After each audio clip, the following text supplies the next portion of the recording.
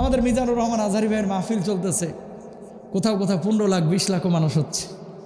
আজকে সাদিকুর রহমান নামের এক জালেম ভণ্ড ঘোষণা দিছে কি জানেন? ঘোষণা দিছে যে মিজান আজহারীর মাথা যদি কেউ আমার আইনে দিতে পারে এর 10 লাখ টাকা দেব। শয়তান মিজান বন্ধু এই কাকে এক কোটি টাকা সুন্দর করে দাবি করতে হবে। এই যে কথা বলতে পারে তাকে আমি ওনার উপরে কষ্ট করে দেব না। বলতো ইনশাআল্লাহ কষ্ট করে দেব। এর মাথা দিয়ে দিতে পারবে, তিন টুকরা করে দিতে পারলে কষ্ট করে দেব। নাউজুবিল্লাহ বলবেন না? এরা কি মানুষ? মানুষ রূপ ধরি এরা পশুর চাইতে অধম, ঠিক কিনা ভাইরা আমার? শুনেন, মিজান আজহারীর সাথে আপনার মতভেদ থাকতে পারে, আপনি আপনার হুজুরকে ভালোবাসেন, কিন্তু কোনো ইসলামিক স্কলারকে আপনি কি কোনো জঙ্গির ব্যাপারে এই ঘোষণা দিয়েছেন? কই ভারতের হিন্দুর ব্যাপারে দিয়েছেন? ইসকনের জঙ্গির ব্যাপারে আপনি দিয়েছেন? অমুসলিম অনেকেই তো ইসলামের ক্ষতি করলো বাংলার জমিনে, তাদের ব্যাপারে এই ঘোষণা দিয়েছেন। একজন ইসলামিক স্কলারের ব্যাপারে আপনি কথা বলতেছেন। আল্লাহর নামে হলফ করে বলতে পারি আপনার বিবেকে হয়তো বা কুকুরে পেশাব করছে। কথা বলেন ঠিক কিনা?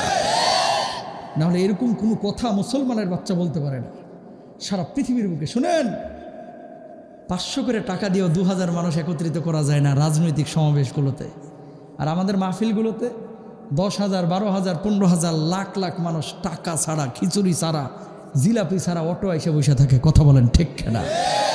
এটা আমাদের জন্য আসে না, আল্লাহর জন্য কোরআনের আকর্ষণে আসে, ঠিক কিনা ভাইরা? আবার মানুষ চাইলেই মানুষের ভিতরে ঢুকতে পারে না। আর যাই হোক, মিজানুর রহমান আজহারী ভাই সহ, আল্লামা সাইদি সাহেব সহ, আল্লামা মামুনুল হক সাহেব সহ, যারা ইসলামিক স্কলার বাংলার জমিনের প্রসিদ্ধ, আল্লামা খালিদ সাইফুল্লাহ আইয়ুবী সহ, এই সমস্ত মানুষগুলোর প্রতি আল্লাহর যে মানুষের যে ভালোবাসা, এটা টাকা দিয়ে হয় নাই ভাই, আল্লাহর পক্ষ থেকে ইশারা হয়েছে, বিদায় হয়েছে, ঠিক কিনা? সুতরাং এই ভালোবাসাগুলোকে মূল্যায়ন করতে হবে, গুতাগুতি মারামারি করা যাবে না।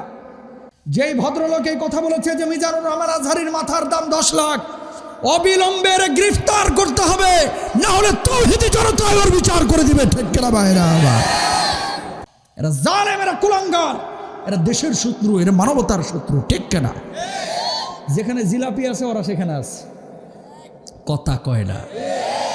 দাবি করে আমি আশিকের রাসূল, বিশাল মানের, অথচ সুইডেনের নবীজিকে গালমন্দ করা হয়, হুজুর আন্দোলন করে, এদেরকে কখনো পাবেন না। কথা বুঝতে পেরে? থাপলা চত্বর তৈরি হলে এদেরকে কখনো পাবেন না। আল্লাহর জমিনে আল্লাহর দিন কায়েমের জন্য এদেরকে কখনো পাবেন না। 5ই আগস্ট তৈরি হলে এদেরকে কখনো পাবেন না। এদেরকে পাবেন কখন? জিলাপির স্বার্থ আসলে। কথা কন ঠিক কিনা?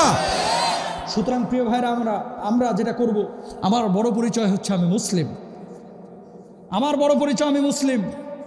সকল মুসলমানকে আমার কলিজার পাশে জায়গা দিতে হবে, ভালোবাসা থাকতে হবে। কোনো হিন্দুর সাথে খারাপ আচরণ করবেন না, কোনো খ্রিস্টানের সাথে খারাপ আচরণ করবেন না। তাকান, নবীজি বসে আছেন, এমন মুহূর্তে একটা খ্রিস্টানের লাশ নিয়ে যাওয়া হচ্ছে, নবীজি বুঝতে পারেন না যে এটা খ্রিস্টানের লাশ, নবীজি দাঁড়ায় গেছে। সুবহানাল্লাহ কোন না? সাহাবীরা বলছে, ইয়া রাসূলুল্লাহ আপনি দাঁড়াইলেন কেন? ও তো খ্রিস্টান। আল্লাহর নবী জবাব দিলেন, খ্রিস্টান তাই কি হয়েছে? ও তো মানুষ, আমি এই জন্য ওরে সম্মান দিলাম। আল্লাহু আকবার। একজন খ্রিস্টানকে নবীজি সম্মান দিয়েছে, আর আপনি মুসলমান হয়ে আরেকজন মুসলমানকে এই কথা বলতেছেন। আপনি সবসময় মনে রাখবেন, ওয়াতাসিমু বিহাবলিল্লাহি জামিআন ওয়া লা তাফাররাকু।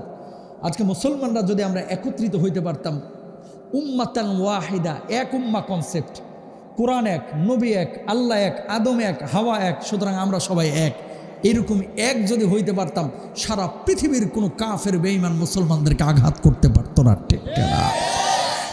আজকে মুসলমানরা আমরা গ্রুপিং করে করে, বাংলার জমিনে সব হুজুররা যদি একত্রিত হইতো, হুজুররা ক্ষমতায় চলে আসতে পারতো। কথা বলেন ঠিক না? যে পরিমাণ ইসলামিক দলগুলো আছে, আল্লাহ আমাদেরকে এক হওয়ার তৌফিক দান করুক। আরো জোরে বলেন আমিন। অন্তত আমি চাই যে আপনার এলাকায় কখনো মারামারি, গ্রুপিং, এই হানাহানি করবেন না, ইনশাল্লাহ বলেন। আওয়ামী লীগ করুক, বিএনপি করুক, জাতীয় পার্টি করুক, জামাত করুক, সে মুসলমান, সে আমার কলিজার টুকরা। হাত বুকে বাঁধুক, নাভির নিচে বাঁধুক, নাভির উপরে বাঁধুক, সবগুলো হাদিসের মধ্যে আছে, সুতরাং তাকে মাধ্যে দেন, মারামারি করবেন না। পারবো তো? আল্লাহ ছাড় দেন, ছেড়ে দেন না। কথা বলেন ঠিক না?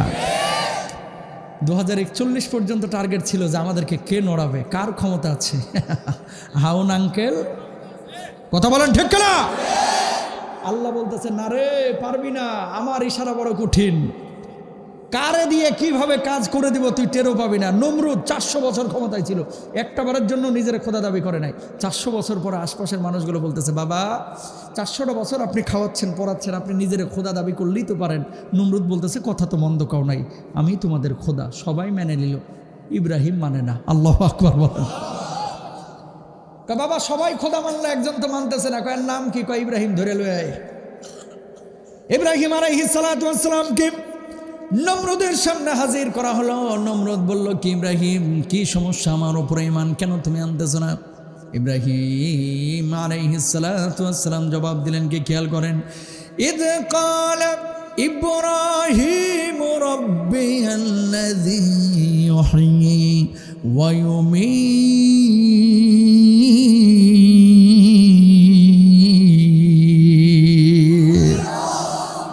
ইব্রাহিম আলাইহিস সালাতু ওয়াস সালাম বললেন, আমার আল্লাহ, আমার রব তো তিনি, যিনি জীবন দান করেন, যিনি মৃত্যু দান করেন। অমনি নমরুদ বলল, কনানা হাই ওয়া উমিত, আমি তো জীবন দান করি, আমি মৃত্যু দান করি। কিভাবে তুমি জীবন দান করে, কিভাবে মৃত্যু দান করে একটু দেখাও না। জেলখানা থেকে 2 জন কয়েদি বের করে একজন জামিনে মুক্তি দিল, আর একজন হত্যা করলো। কয় দেখো, আমি জীবন দিলাম, আমি মৃত্যু দিলাম। নাউজুবিল্লাহ বলেন না। ইব্রাহিম আলাইহিস সালাতু ওয়াস সালাম মুচকি মুচকি হাসলেন। এটা বুঝে জীবন দেওয়া, জেলখানা থেকে বাইর করে একজনের মুক্তি দেওয়া আর একজনের হত্যা করে, এটা কখনো জীবন দেওয়া হইতে পারে? ও নমরুদ, আরে কাজ যদি তুমি করে দেখাইতে পারো, তোমার উপর আমি ঈমান আনবো। কয় কি কাজ, বলো বলো।